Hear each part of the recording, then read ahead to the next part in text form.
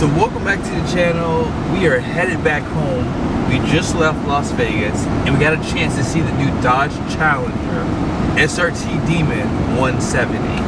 So 1,025 horsepower, 945 pound-feet of torque, which is really cool. But the problem is, if you didn't watch my last video, they're not producing a lot of them, and I think they're going to only produce them for this year, unless they do what they did with the Durango and then try to do another year for it. But in this video, I wanted to answer a question. So when I drove out to Las Vegas, I was doing 80 miles an hour, and I'm tired. And I got like 8.5 miles to the gallon. Now, as I got closer, I did get like 8.8 when I went to fill up. So here's where we are so far. So I'm going 70 miles an hour. Actually, I'm going 68. I'm going 68 miles an hour. And I'm at 10.2. So I want to see, can I really get better fuel economy going basically 10 miles less? For the most part of the trip, I've been going about 70. Seems like this is a sweet spot. Normally 69 to 67 is, but it seems like 70 is. Alright, so we took a quick pit stop. My wife saw Starbucks and the kids had to go to the bathroom, so here we are.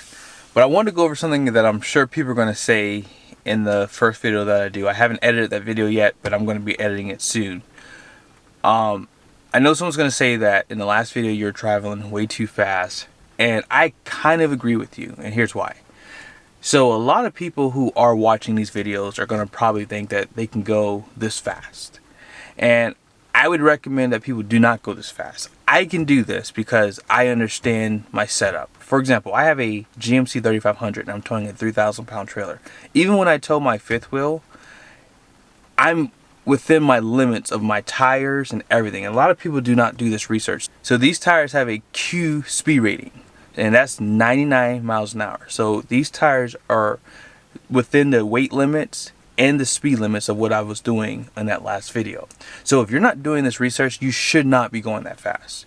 However, with this type of truck, that trailer cannot make this truck feel uncomfortable. If I was towing that trailer with my wife's Wagoneer, I would have been going 65 miles an hour.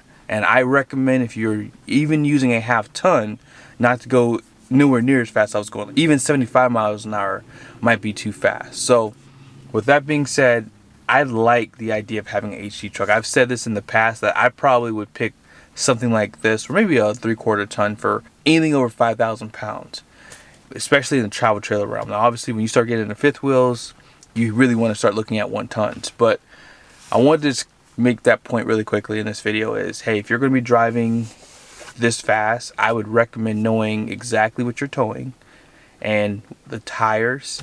And obviously, if you're going with the flow of traffic, you know, sometimes you have to go a little bit faster because it can be dangerous on the roads when you're going too slow. People can either not see you, or it's like if someone jumped over at the last minute and someone's behind them, and you know, there's just a lot of variables. So I find that driving at least, you know, the speed limit or 5 miles below it is a safe space.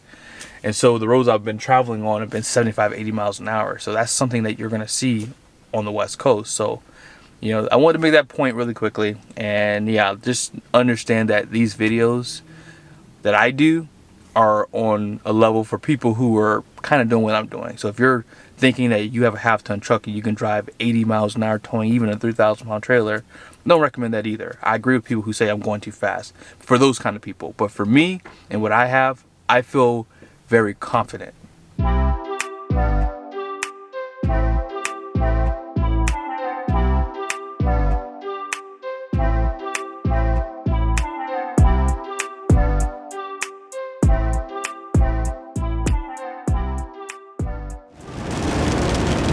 Here's where we are now.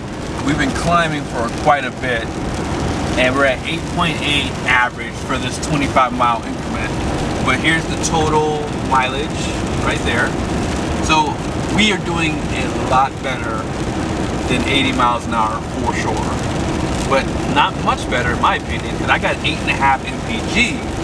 So we're only doing a mile and a half better. So we'll see what it looks like in a little bit. And keep in mind, although it is raining today, and rain does affect your fuel mileage a little bit, it was a lot windier when we were headed to Las Vegas. So that is something that you have to consider. And that's why I think in my mind that traveling 10 miles an hour faster is going to get you probably, maybe in a real setting, like, you know, if you're doing it apples to apples, it may land you probably about 1 mile per gallon better. So I have a 36 gallon tank. That's 36 more miles extra that I get on this drive. So that's pretty good, I guess. Something to consider. We just got off the interstate and now we have to get some diesel. We don't need it. I'm at like what, I'm a little bit below a half a tank.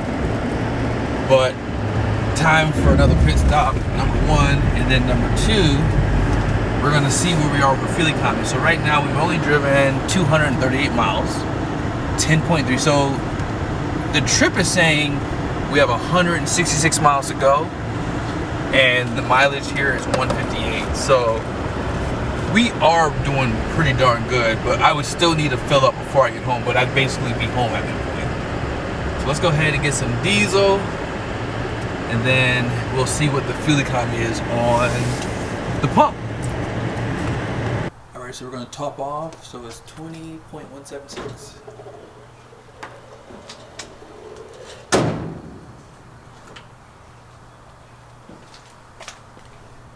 Here is the computer, 10.3, and if you take 238.5 divided into 20.454, 11.7. That is definitely worth slowing down. So 10 miles an hour will land you like 3 miles a gallon. But keep in mind, it's not windy today, so if it was windy, I think this would be a little bit lower. Just saying. So let's go ahead and end off the video. We finally made it back home. So here's what I did. I redid the fuel economy run, and I did it running 80 miles an hour. So because there was no wind, I got 10.1 MPG. Okay, so also my DEF is low, so we're gonna top off. So basically 3,000 pounds towing, you can probably run about 1,000 miles more or less before your light starts to come on. So it's saying I have like 250 miles to go, but there it is. 991 is the actual miles driven.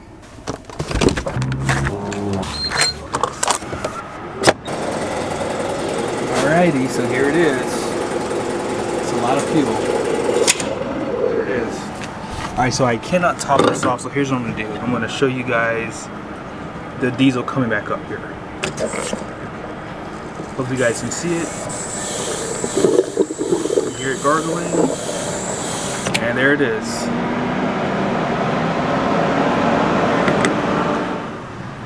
$13,256. Alrighty. So what was the miles again? I forgot already. So 13,256. That's the diesel we just purchased. And there it is, 164 even. So 164 divided into, what was the number again? 13.256. So 12.37. Do you remember what it was when we were doing 60? Or doing 70, excuse me? I don't remember what it was. But I'll show it to you guys here. Wow, that's crazy.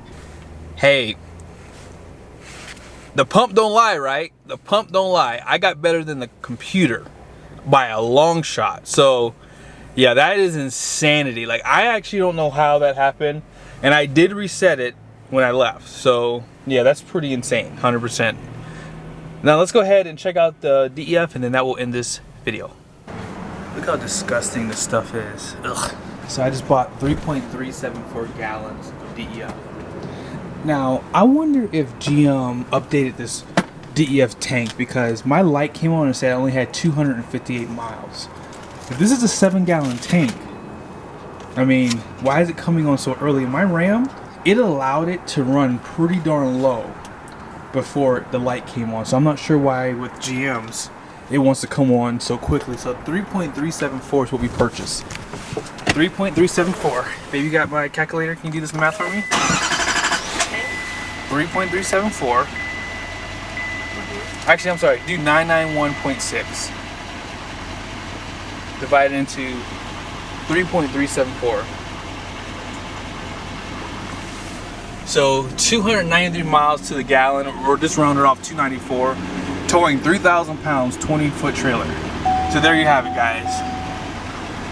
So DF empty refill now. Oh wow, look at that. Look at that. So yeah, if I get a diesel in the future, I might do something to help this system work a lot better. See you guys in the next video.